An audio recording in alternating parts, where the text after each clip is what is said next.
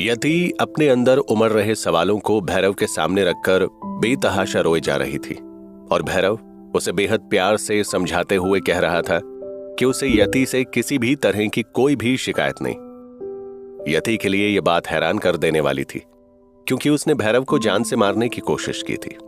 इसके बावजूद भैरव को उससे कोई शिकायत नहीं थी। मेरी गलती माफी लायक नहीं है, फिर क्यों तुम ये?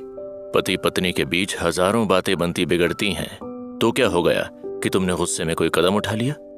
मैं तुमसे बड़ा हूं और अगर मैं तुम्हारी तकलीफ को उस वक्त कम नहीं कर पाया तो ये मेरी गलती है।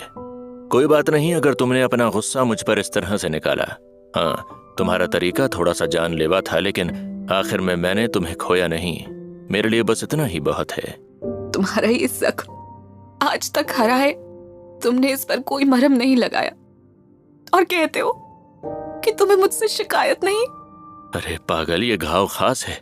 तुमने मेरे ही दिए हुए तोहफे से मुझे ही एक ऐसा गहरा निशान दिया है जो पूरी जिंदगी मुझ पर तुम्हारी छाप छोड़ेगी। पूरी जिंदगी इस घाव और इसके निशान को देखकर मैं फक्र से कहूंगा कि मेरी बीवी में बहुत हिम्मत है, गुस्सा आने पर जान तक ले सकती है। अच्छा, तुम महान बनने की कोशिश कर रहे हो? हाँ? नहीं, मैं बस ये कह रहा हूं कि जब हम साथ में प्यार से रह सकते हैं, एक दूसरे को प्यार कर सकते हैं, एक दूसरे की गलतियों को नजरअंदाज कर सकते हैं, तो फिर मैं इस बात को क्यों नहीं जाने दे सकता। और अगर तुम्हें मुझसे शिकायत होती या मुझसे नफरत होती तो शायद तुम मेरी ही फिक्र में मुझे उस रात अपने सीने से लगाकर शांत करने की कोशिश नहीं करती, जिस रात बादल गरज रहे थे और बिजलियां कड़क रही थी। यह सुन यति कंफ्यूज हो गई क्योंकि उसे ऐसी कोई रात याद नहीं थी। नहीं समझी, कौन सा दिन? ये कब हुआ? तुम्हें महल से लेकर जब जंगल पहुंचा था तब तुम बेहोश थी, लेकिन साथ ही साथ मौसम इतना ज्यादा बिगड़ा हुआ था कि मेरी अपनी तबीयत खराब होने लगी थी। क्या क्या उस रोज बारिश हुई थी? हाँ, मैं बेकाबू होकर फिर से किसी जानवर जैसा महसूस करने लगा था, लेकिन तुमने बेहोशी में भी मुझे अपने सीने से लगाकर न जाने क्या जादू किया कि उन बिजलियों की कड़कड़ाहट और बादलों की गूंज का असर भी मुझ पर नहीं हुआ। शायद जिंदगी में पहली बार था कि उस रोज मैंने खुद पर से काबू नहीं खोया था। सच में? तो अब बताओ, तुम बेहोशी में भी मेरी परवाह करती हो, तो फिर मैं कैसे मान लूं कि तुम मुझसे नफरत करती थी और मुझे जान से मारना चाहती थी? यति को अब भी इस बात पर हैरानी थी कि आखिर ये कैसे मुमकिन हुआ। जो भैरव बादल गरजने की आवाज सुनते ही जानवर बन जाता था, उसने वाकई उस भैरव को उस रात हैवान बनने से बचा लिया था। तुम्हें पता है मेरी जान कहाँ निकली थी? जब मुझे वो खंजर मारने के बाद तुम मुझे छोड़कर चली गई थी और तुम्हारे और मेरे बीच दूरी बढ़ गई थी। असल में मेरी जान वो ले रहा था, ना कि तुम्हारा दिया हुआ जख्म मेरी जान ले रहा था। मुझे असली डर उस दिन महसूस हुआ कि कहीं मैं तुमसे दूर ना हो जाऊं, कहीं तुम्हारे दिल में मेरे लिए नफरत घर न कर जाए, कहीं मेरा और तुम्हारा रिश्ता पूरी तरह से टूट न जाए। मैं सिर्फ इस बात से डरा हुआ था। कैसे इंसान हो तुम? किस मिट्टी के बने हुए हो? मैं तुमसे प्यार करती हूँ, तुम्हारे ही सीने को छलनी कर गई, तुम्हारे ही दिए हुए तोहफे से तुम्हारी जान लेनी चाहिए और तुम मुझ पर अपना प्यार लुटा रहे हो। तुम्हें तो मुझसे शिकायत होनी चाहिए। मुझसे रिश्ता तोड़ने की हर मुमकिन वजह दी है मैंने तुम्हें, फिर भी तुम। ऐसी बातें मत करो। तुम दूर होना भी चाहोगी तो दूर नहीं जाने दूंगा। मेरी जिंदगी खत्म हो जाए मुझे ये चलेगा, लेकिन इस जिंदगी में तुम न रहो, ये नहीं चाहिए मुझे। भैरव यति को बेहद प्यार से शांत करने की कोशिश कर रहा था और यति अपने इतने दिनों के गिल्ट को उसके सामने रो रो कर निकाले जा रही थी। उसके आंसू रुकने का नाम नहीं ले रहे थे। बच्चा, मैं तो तुमसे गुस्सा भी नहीं हूं, तो फिर तुम ये रो क्यों रही हो?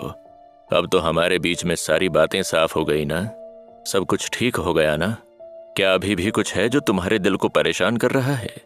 मेरा दिल बहुत कुछ परेशान कर रहा है और शायद इस परेशानी में आकर मैंने वो इतना बड़ा गलत कदम उठा लिया था। मुझे माफ कर दो। मुझे हर पल ऐसा लग रहा है कि मैं बस तुमसे माफी मांग लूं। तुम एक काम करो, तुम मुझे कोई सजा दो, शायद मेरा दिल हल्का हो जाए। सजा की हकदार तो तुम हो। मुझे छोड़कर इतने ज्यादा दिनों के लिए तुम गायब रही। उस जख्म से तो मेरी जान नहीं जा रही थी, लेकिन तुम्हारी चिंता में मैं हर पल 100 मौतें मर रहा था और तुम उस कार्तिक के बच्चे के साथ अपने दुख बांट रही थी। माफ कर दो, नहीं, तुमने सही कहा, मैं तुम्हें माफ नहीं करूंगा।